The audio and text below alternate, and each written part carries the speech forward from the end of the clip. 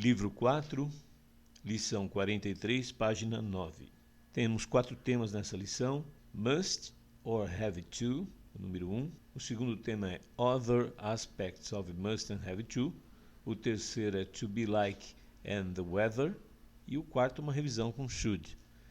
Vamos começar então por must or have to. Aí na página 9, depois do Grammatical Preview, temos um exemplo aí envolvendo o médico. Mas vamos falar um pouquinho então em termos de contexto, porque língua sem contexto realmente não faz muito sentido para os nossos objetivos. Então, o seguinte, o contexto é, imagine que você tem uma dor de cabeça, tá? E aí você decide ir ao médico, né? E após um teste visual, ele conclui com toda certeza, né? Ele conclui o teste e com toda certeza ele diz o seguinte: olha, se você quiser melhorar dessa dor de cabeça, né? Aí vem a frase dele: you must wear glasses. O que quer dizer? Se você quiser melhorar dessa dor de cabeça, você tem que usar óculos, né? Mas aí você sai, deixa o consultório, mais tarde conversando com um amigo, você comenta esse fato dessa visita, né? E aí você fala: rapaz, você sabe que eu sempre tive um probleminha, assim, eu não gosto de óculos, eu acho que é uma coisa que me incomoda, até óculos de sol me incomoda. Bom, e aí o fato é que depois da consulta, ele me disse, o médico, né? You have to wear glasses. Ou seja, você tem que usar óculos. Muito bem. Qual é a diferença quando na primeira vez o médico falando com você, ele disse you must wear glasses, e quando você contou para o seu amigo o que ele disse, você repetiu não com must, mas você disse para ele you have to wear glasses. A tradução das duas frases ou sentenças é a mesma, ou seja, você tem que usar óculos. No primeiro caso, você tem que usar óculos, e quando você contou para o seu amigo, a mesma coisa, você tem que usar óculos. Só que em inglês, no primeiro caso foi usado o must, e no segundo caso foi usado o have to. E a diferença, bem objetivamente, é a seguinte: o médico está completamente convencido desta necessidade, e ele vai usar o must, com a carga emocional que isso tem, melhor dizendo. E você, por não gostar de óculos, enfim, por achar aquilo que é uma necessidade, mas você não gosta de usar óculos, aquilo te incomoda, você falou I have to, eu tenho que. Então, você não está muito assim, além de não estar totalmente convencido, ainda tem essa questão que te incomoda. De qualquer jeito, é uma necessidade que você não gostaria de ter que resolver aquilo, quase como que uma imposição, tá? Agora, só para completar esse contraste, vamos dizer que depois de 3 meses usando os óculos, aquela sua dor de cabeça original desapareceu. E aí você, pensando com seus botões, você fala: rapaz, não é que o médico tinha razão? I must wear glasses, really. Ou seja, eu tenho que usar óculos. Em português é tudo tem o quê? Só que dessa vez você usa o must porque você próprio está convencido daquela realidade. Tá certo? Então, esse é o grande primeiro aspecto que nós, até por termos uma única expressão, que é o have to, para as duas condições aí que foram apresentadas, a gente não tem muita clareza, muita consciência, né? Quero falar de mais uma outra ideia que também é muito próxima, que é a ideia de obrigação. Então vamos para o contexto, também contrastando must e have to. Vamos dizer que você queira viajar para os Estados Unidos e vai ao consulado para renovar o seu visto, tá? Você já esteve lá outras vezes. Acontece que você não sabia que o seu passaporte está vencido, não é o visto apenas, o passaporte, que ele tem uma validade, né? E aí o agente lá do consulado vai dizer para você assim, ó, you must renew your passport. O que quer dizer isso? Você tem que renovar o seu passaporte, né? Porque já está vencido. Muito bem. Aí mais tarde, conversando com aquele seu amigo que você divide aí as suas aventuras, ele pergunta: e aí, conseguiu o visto lá? Foi fácil? Ele falou: não consegui, cara. Nossa, não consegui. Por que não? Porque eu não sabia, o passaporte está vencido e I have to renew my passport. Ou seja, eu não consegui, meu passaporte vencido, eu tenho que renovar o passaporte antes de obter o visto, tá certo? Então, nesse caso, estamos aqui enfocando mais na necessidade, na questão da obrigação, é obrigatório. Se o passaporte não estiver em dia, você não vai conseguir visto algum. E mesmo estando em dia, ainda você vai conseguir ou não esse visto, né? Principalmente para lá. Então é isso. Esse é o primeiro contraste e agora eu gostaria que você fosse lá para a página de número 11, né? Você viu, existem exemplos e comentários aí na página 9 e 10, onde eu dou outros, falo dessa questão dos óculos, mas aí está bem explicadinho, até mais completo do que a página 9 e 10. Mas na página 11 você vai fazer os exercícios contrastando nas diferentes situações se você vai preferir usar o must ou o have to, tá bom?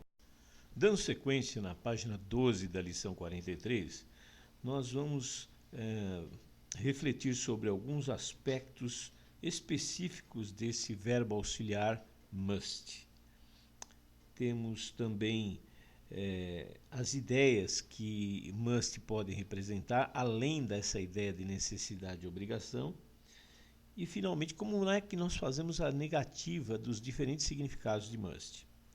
No parágrafo A, você observa na página 12 que must is an anomalous verb. O que é isso? É um verbo anômalo, um verbo também chamado de defective, ou ainda modal verb. É um verbo chamado de defectivo, modal, tem vários nomes na gramática, ou anômalo. Por quê? Porque ele tem algumas anomalias, alguns defeitos, algumas características específicas dele. Por exemplo, não tem o tradicional to, nem antes nem depois. Você não vai falar to must, não existe isso.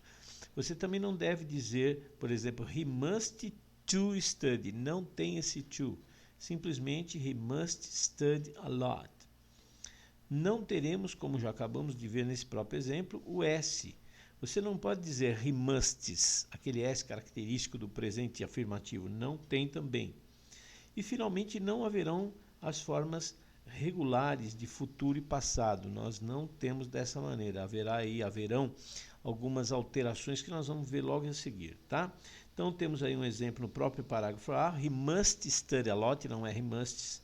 No B, você vê lá que must is used for present and future, ou seja, o verbo must vai ser utilizado no presente e no futuro, lembrando que ele é sempre um verbo auxiliar, isso significa que tem um verbo principal depois do must. Olha aí, we must speak now, então must é o auxiliar e o speak é o principal. Ou ainda, we must speak next week, né? Nós temos que falar agora, ou nós temos que falar na semana que vem. Caberiam aí algumas outras ideias que nós já vamos falar já já. Mas, por enquanto, vamos manter essa ideia de necessidade, né? Temos que falar agora, é presente. Temos que falar na próxima semana, seria futuro, né? Temos também no parágrafo C o exemplo de como é que fica o passado de must. Então, o passado de must não é musted. Você não coloca aquele ed ou memoriza, nada disso. O passado de must é o had to, ou tinha que. Olha o exemplo aí. We had to speak yesterday. Nós tínhamos que falar ontem. Então, é uma forma diferente de fazer o passado. Exatamente isso é o que o faz um verbo anômalo, né?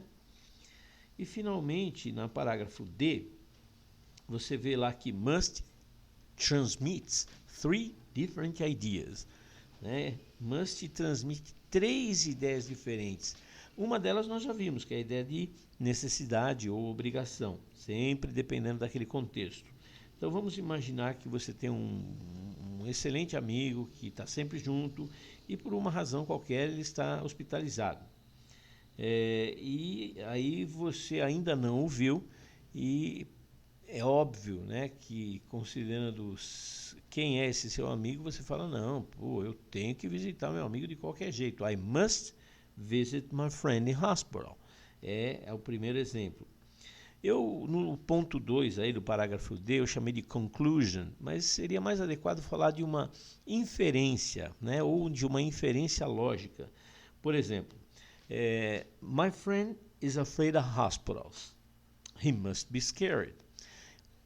Por ser meu close friend, ou meu amigo bem próximo, eu sei que ele tem medo de hospital. E também, considerando que ele se encontra no hospital, a minha lógica, inferência, a minha conclusão, entre aspas, vai ser: ele deve estar assustado. He must be scared.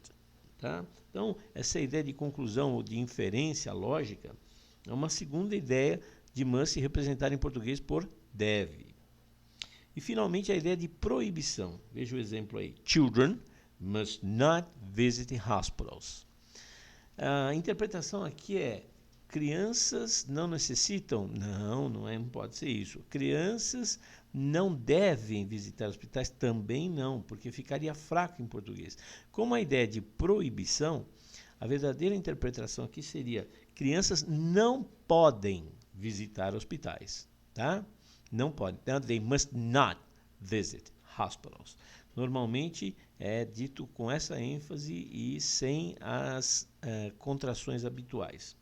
Bom, por termos então três ideias: a ideia de necessidade, a ideia de inferência ou conclusão e finalmente a ideia de proibição, como é que fica então a negativa destas ideias? Não do verbo must nominalmente, mas das ideias. Veja então na página 13 que o parágrafo E exatamente trata disso, com os três exemplos. Quando must indica necessidade, a forma negativa é de don't have to or doesn't have to. Veja o exemplo: My friend left the hospital this morning. He's at home now. I don't have to visit him in hospital. Veja, meu amigo deixou o hospital hoje de manhã. Ele está em casa agora. Consequentemente, aquela minha preocupação, não, eu tenho que visitar meu amigo, já não tem mais sentido, né? Porque ele está em casa. Então, eu não tenho que visitar meu amigo no hospital. Ou seja, não é necessário. Poderia expressar isso também em português como não preciso, né? Eu não preciso visitar meu amigo. Vejam que eu falei num, né? Num é uma palavra muito utilizada em português para se dizer não. Eu não preciso visitá-lo no hospital porque ele já está em casa. A segunda ideia é a ideia de conclusão ou de inferência lógica. Como é que a gente faz a negativa? Veja, my friend is at home, but he's not working yet. Isto é, meu amigo está em casa, mas ainda não está trabalhando. He must not be completely okay. Ele não deve estar completamente recuperado, completamente ok. Então eu faço essa inferência porque ele está em casa, mas ainda não está trabalhando, ele está se restabelecendo. Então ele não deve, olha o não de novo aí, não deve estar completamente ok. Finalmente, o item 3 da página 13 mostra a ideia de proibição. Então, you must not do something. It is prohibited to do it. Você não pode fazer alguma coisa. Proibido. A contração entre must e not se pronuncia mustn't. E os exemplos são: The visitors mustn't touch the paintings of the museum. Os visitantes não podem tocar as pinturas do museu. You mustn't tell them about the problem. You mustn't tell them about the problem. Você não pode contar para eles sobre o problema. E, finalmente, you mustn't forget to pay that bill. Você não pode esquecer de pagar aquela conta. Tá?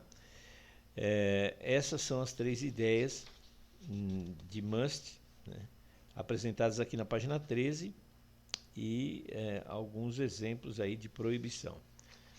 Na página 14, então, nós vamos começar com o seguinte exercício. Você vai ali para a página 14 e vai fazer o passado, né? Você vai recontar o que as pessoas disseram usando a past form of must. Então, lembre-se que o passado de must é had to. Olha o exemplo aí. Situation or situation. Joe, in 1993, said, I must help my parents. O Joe, em 1993, disse, eu tenho que ajudar meus pais. Se hoje eu te perguntar, what did Joe say in 1993? O que é que o Joe disse em 1993? Você vai reportar isso para mim dizendo, Joe said he had to help his parents. O Joe disse que ele tinha que ajudar os pais dele naquela época. Tá bom? Então, nesse mesmo raciocínio, tem três situações aqui, A, B, C, e você vai completar reportando o que essas pessoas disseram aí naquelas datas. Ok? Na página 15, você vai ver o seguinte. Analise as situações seguintes, né? Analyze the following situations and get some conclusions using must and the information in parênteses. Então você vai usar aquela história da inferência lógica baseado no que você tem em parênteses. Olha o exemplo. John has bought a yacht. Parênteses, have a lot of money. Qual é a sua inferência ou sua conclusão? He must have a lot of money. Ele deve ter um monte de dinheiro, né, para comprar um iate. Então você olha a informação em parênteses e tira suas conclusões aí, ou faça suas inferências na página 15. Na página 16 tem um exercício muito interessante. Choose one expression to complete the sentence below. Follow the examples. Então você vai escolher don't have to ou doesn't have to, se for he, she, it, trazendo a ideia de que não é necessário, não precisa, não tem que fazer. Versus mustn't, ou seja, é necessário que não se faça ou não pode fazer, né? É errado fazer. Então, você vai fazer um contraste entre não tem que ou não tem que versus não pode, tá bom? Não tem que é don't have to, doesn't have to. Não pode, mustn't. Então veja o exemplo. Aliás, os exemplos. My dentist told me, you mustn't eat so much candy. Meu dentista me disse, você não pode comer tanto doce. Número 2, tomorrow is sunny. If you don't work on Sundays, you don't have to get up so early. Então, amanhã é domingo, se você não trabalha aos domingos, você não tem que se levantar ou acordar tão cedo, tá certo? Então, baseado no contexto, selecione se você vai usar don't have to, doesn't ou doesn't, se for he, she, versus mustn't. Lembrando que um é não tem que, o outro é não pode, tá? Esse é o exercício da página 16. É isso aí. Dando sequência nessa lição tão longa, né? A página 17 nós vamos aprender uma expressão utilizada quando queremos a descrição de alguma coisa ou de alguém. E nas páginas 18 e 19 nós vamos falar sobre expressões relacionadas ao clima, ao tempo em termos de clima.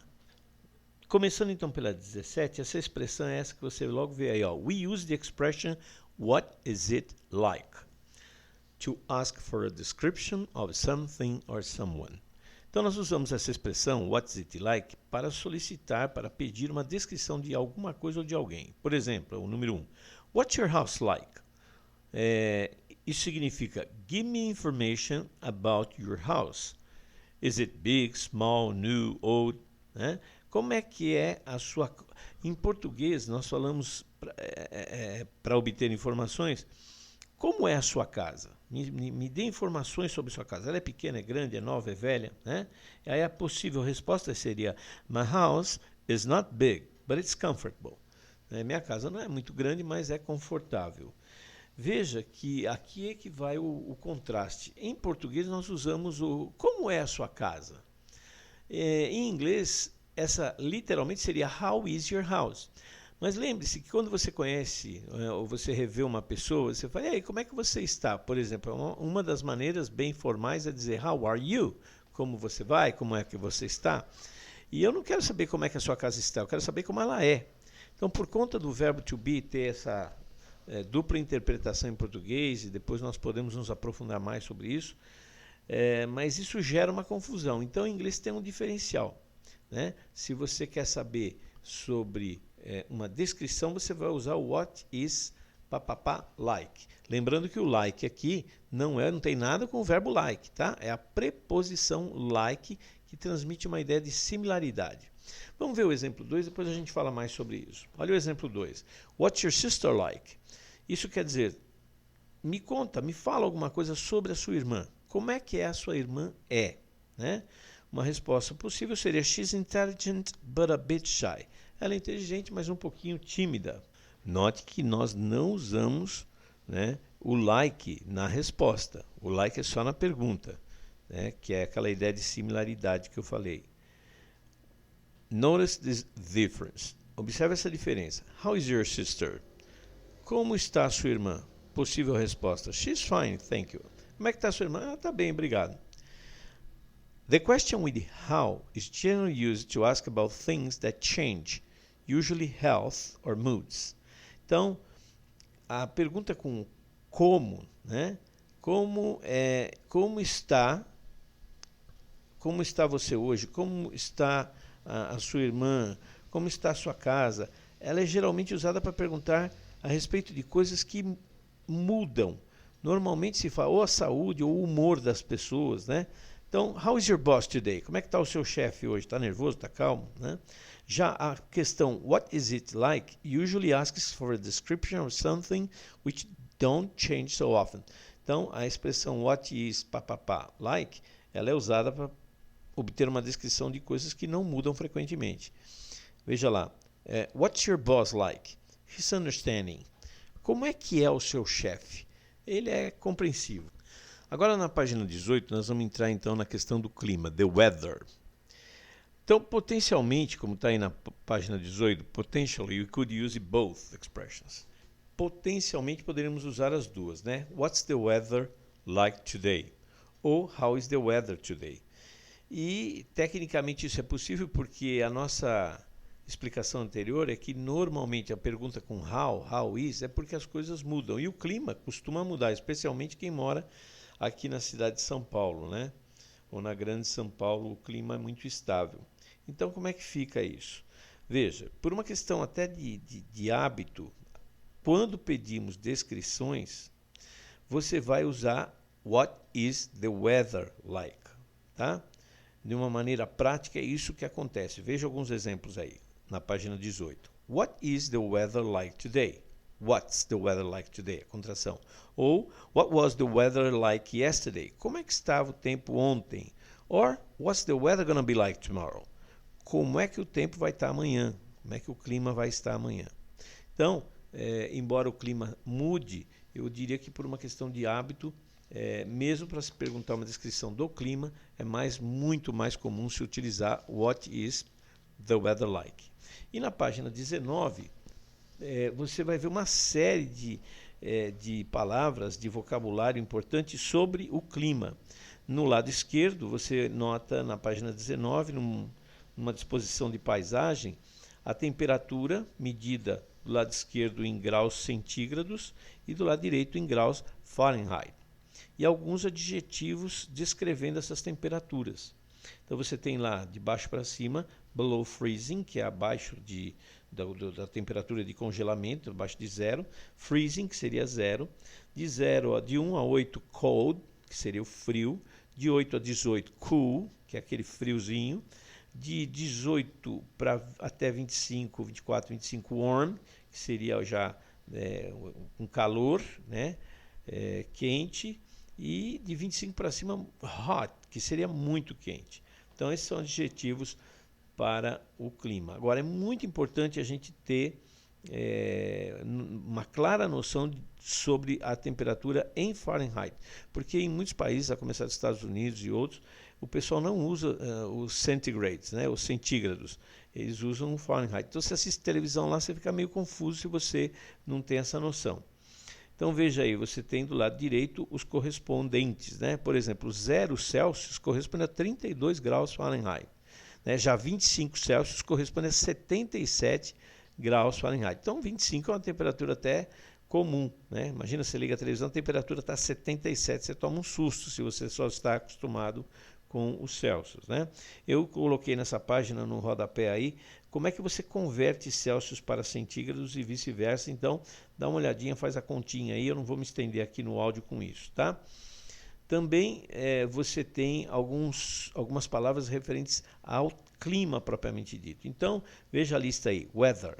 Snowy, que seria um clima com muita neve, nevando. Sunny, que é ensolarado. Cloudy, nublado. Clear, claro, o céu está limpo. Foggy, que é enevoado, né, com neblina. Rainy, que é chuvoso. Windy, com muito vento, né? Nós não usamos a palavra ventoso, nem sei se existe isso. Muggy, que seria abafado. Drizzling, garoando. Hailing, chovendo pedrinhas de gelo, lá o granizo. E hazy, que seria um clima, um tempo nebuloso, né? mais do que nublado. Finalmente temos as estações do ano, né? Summer, Fall, or Autumn, Winter and Spring. Então, verão, outono, inverno e primavera. Normalmente a disposição é primavera, verão, outono e inverno, né? Mas tudo bem. Acho que foi para combinar pelo hot que está ali no summer, para a gente lembrar, tá bom? Então, é muito importante você ter esse vocabulário bem trabalhado, porque eu não sei se você sabe, mas uma das conversas, né, o chamado small talk, que é uma conversa, jogar um pouquinho de conversa fora para iniciar um bate-papo, melhor dizendo, no redor do mundo inteiro, todas as pessoas falam sobre o clima. E aqui no Brasil também. Alguns países são aficionados sobre isso, como no caso da Inglaterra. Mas você entra no elevador, não conhece a pessoa e tal, qual que é a primeira coisa, né? Tá quente hoje, né? Tá. Ou enquanto sobe no ônibus, tá, olhou para a pessoa, acho que vai chover, hein? Aí parece que vai chover e tal. Nossa, tá ficando frio. Então, mesmo que você não conhece, sempre a gente puxa um assunto com alguém a partir daí, né? Então, é importantíssimo conhecer isso. Bom, na página 20, vamos então praticar os dois temas que nós vimos anteriormente. O exercício 5 vai pedir para você praticar aquela questão da descrição. Como é que? Olha o exemplo aí. What is your car like? It's comfortable, but a bit old. Ou seja, como é o seu carro? Me fala sobre ele. É confortável, mas um pouquinho velho. Então é isso. Tem outras perguntas aí, ó, na letra A, B, C, né? E você vai ter que diferenciar se a pessoa está perguntando uma descrição ou se ela está perguntando sobre o estado da pessoa, da família, naquele instante, tá? Se eu perguntar, por exemplo, how is your mother? She's a bit sad, or she's good, or she's happy. Eu estou perguntando, como é que está a sua mãe? Está meio triste, tá alegre, está feliz, enfim. Agora, eu vou perguntar, how is? Se eu disser, what's your mother like? Como é que a sua mãe é? Aí você pode escrevê-la fisicamente ou qualquer outro aspecto, né? Espiritualmente, se ela é inteligente, enfim. Você vai dar uma descrição. Então, esse exercício 5 é para praticar isso aí, ok? Já no exercício 6, você vai completar utilizando aquele vocabulário que nós vimos na página anterior, aí na 19. E veja o exemplo. Ó. Today is a hot, clear day. Então, hoje é um dia claro e quente. Eu sugeri em parênteses ali que você utilize vocabulário da página 19. Quando eu pedi temperature, eu completei com hot. Se eu falar weather, eu coloquei clear. Então, você vai completar de acordo. Veja na letra A. Yesterday was a weather, season and day. Então, você vai escolher um vocabulário aqui que se encaixe em weather. E vai escolher um vocabulário que se encaixe em season. Então, por exemplo, você pode dizer que yesterday was a rainy winter day. Por exemplo. Mas aí você escolhe o que você quer fazer, tá? E complete aí as demais alternativas. Finalmente, vamos para a página 21, nessa tão longa lição, acho que é a mais longa de todas, quase 30 minutos, onde nós estamos revendo should. Veja aí o exercício número 7, onde estaremos revendo o verbo auxiliar should. Então, should é da mesma família do must que nós acabamos de ver. Ele é um verbo anômalo, não tem to, não tem s. E um detalhe a mais. Esse L, né, S-H-O-U-L-D, lembre-se, não é pronunciado. É um L mudo, é silencioso, é um silent L.